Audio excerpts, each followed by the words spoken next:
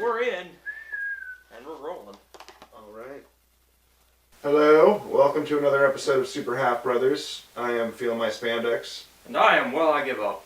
And we are here today to introduce you to this season's roster of games that we will be playing through to various levels of completion. And here we go. I'm gonna throw it right on over to you. Where's Coach Moore? Oh God. I'll find It's over there. I know. Oh God. We almost lost Coach Moore. Alright. And there's also no Battlefront. Whatever. You already know we're playing Battlefront and Manhunt, so it's... All right. I guess that's how we're doing things. All right. So let's just go ahead and split these in half, and you will introduce half, and I'll introduce half because we have an even six there. All right. All right. Do you start or do I start? I guess I'll start. Okay. Alright. In my hands, I've got Halo Combat Evolved. Now, this is... Game that needs no introduction, I'm Empty. sure. We'll be using his copy. This is just my case. I don't know where Yeah. my copy is. Actually, I think it's over there. As everyone knows, Halo is a real-time strategy game developed by Apple to spear To conquer the world, yes. But no, Bungie came out of nowhere with this fucking game. It was actually, I got it like a month after I got my Xbox, which I got in place of the PlayStation 2 that I asked for. But that is a mistake that I'm happy happens because I love Xbox to death. Love you, Microsoft. But Halo, I mean, as everyone knows, this is a game that revolutionized first-person shooters and the entire genre of multiplayer gaming forevermore. I mean, Halo 2 really is the one that did that, but obviously there is no Halo 2 without Halo. And the need for expansion of their multiplayer mode that, you know, fans, me in particular, everyone that I knew, we all wanted more, bigger, better things from the multiplayer because this one had such an amazing multiplayer, but we just wanted more. We got that with Halo 2. It revolutionized, changed everything. Now, when we play this, we're going to be playing campaign or multiplayer. We'll probably do a mixture of both, I assume. Probably not as much multiplayer. Yeah, what we'll do is we'll do a let's play of the campaign, and we'll do some sibling rivalry. Yeah, we'll probably do like a subset episode of Sibling Rivalry, yeah. Like a best of 3. I'll win. Alright, here we go. Alright, here we have Kingdom Under Fire, which is a little known indie hit. I've actually never heard anyone other than myself talk about this game, ever. But it deserves to be talked about, or rather deserve to. I don't even think the studio's around anymore, I'm not sure. Fantagram? I don't know. But this game is a mixture of RTS and third-person hack-and-slash action. You take command of one of 3 generals for one of 2 sides. You can be like this orc goblin army and pick one of these 3 commanders, or you can be the human like alliance thing. And each leader has his own, you know, little personality and his way of doing combat and whatnot. But behind this and around this, you have like your general's bodyguard, which is like 60 men around you, and then you can comprise armies of other, you know, units, and you lead them into battle, much similar to Total War battle mode, you know. Except the main difference here is that you take command over the shoulder of your leader whenever you want to, and you can actually fight the battle yourself. If you're like, fuck, things aren't going too well down here, I'm changing that. You know what I mean? Which is, God, I wish that was something you could do in Total War. Yeah, that'd be fun. Alright, next we got Timesplitters. We played this a bit.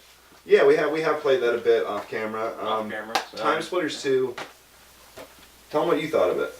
Well, I first played this game years ago with Sean while we were at the Outer Banks in North Carolina, and I had some fun with it.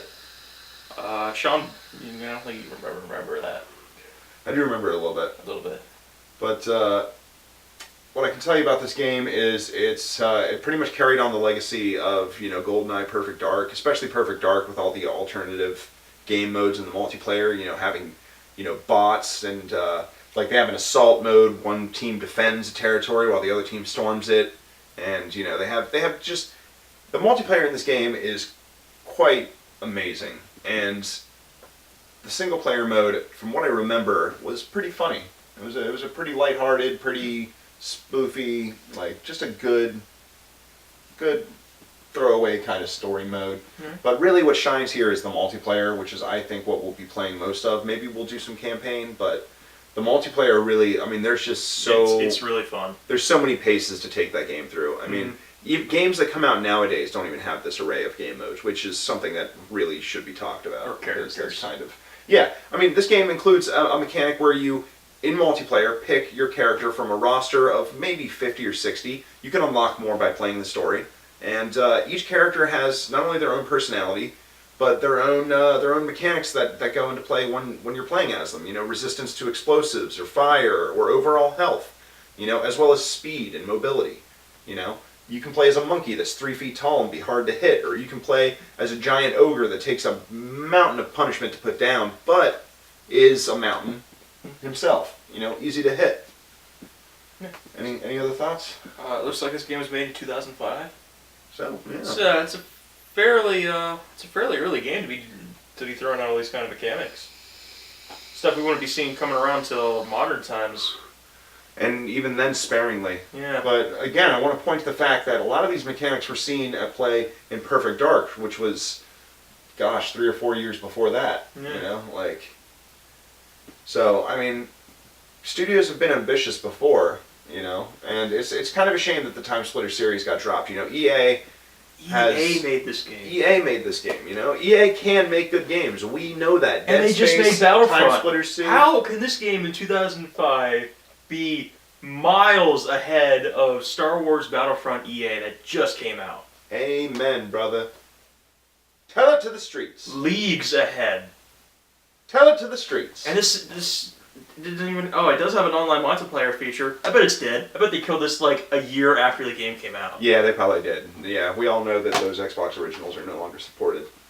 But, I mean, that's okay. Who really plays them anyways? I mean, dude, last time I played Halo 2 online, I literally matchmaked randomly into the same game 5 times in a row. You know what I mean? Like, with the same players. And even after that game was done, still I saw the same players over and over again in each game. I've never played the Halo 2 multiplayer. Really? Yeah. You mean on live? On live, and I think I may have only done, like, with you, Halo 2. Oh, damn, dude. We can play sometime. Yeah. But here I have The Thing, which is a game made after the movie of the same title, which is one of my all-time favorites. John Carpenter is the man. And, yeah, I really don't know too much about this. I actually picked this up very recently at a used game shop, just in the box, which is, you know, about a mile away from me in Ephrata, Pennsylvania. But, yeah, I don't know. I'm interested to play this game because it's a survival horror, and like I said, it takes up after the movie that I love so much.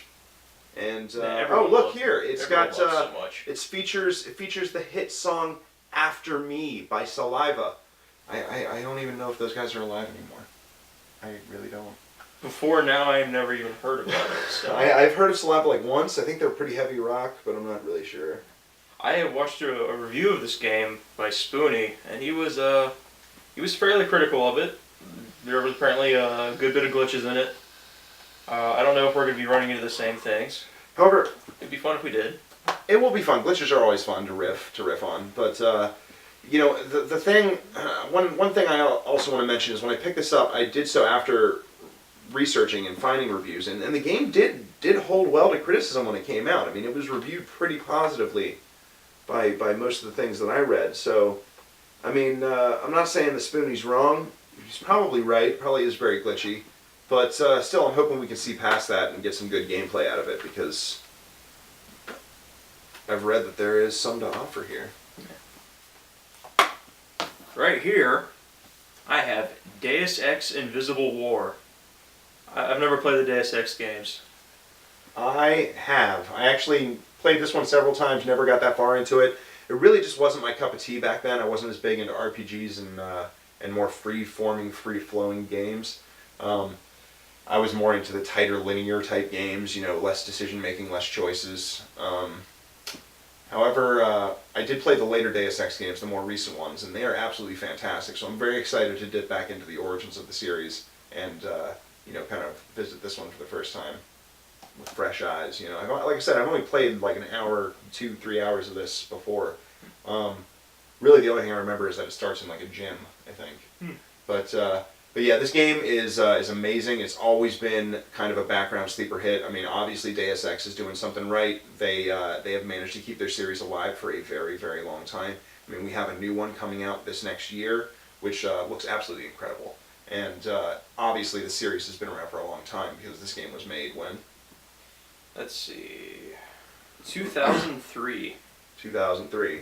So there you go, man. Like 15 plus years at least. Because Invisible War was not the first in the series. This is the second or the third, if I remember correctly. So I'll throw it. Deus Ex has been... Yeah, he'll throw a timeline up because he does all that good shit. But I'm very excited to see this one. And here I have KOTOR, no big surprise there, as we have the first episode either up or coming to you shortly. Mm-hmm. And yeah, KOTOR, I've said a lot about that in the intro to the KOTOR Let's Play itself. Yeah, so I'm gonna let Devin talk about this a little bit because he got a first impression of it when we played, but I didn't really let him speak on that too much last time. So, all right, so this game's old school. There we go. It was released in, let's see, 2003. You can tell by the gameplay footage it is a bit of an older game with the graphics wise, but for a person who has played a good amount of Dungeons and Dragons, a lot of the rules made a lot of sense vaguely. There was a good bit of differences, much less skills to deal with in this game than actual Dungeons and Dragons, which is an improvement. Dungeons and Dragons has so many skills, you often forget what you can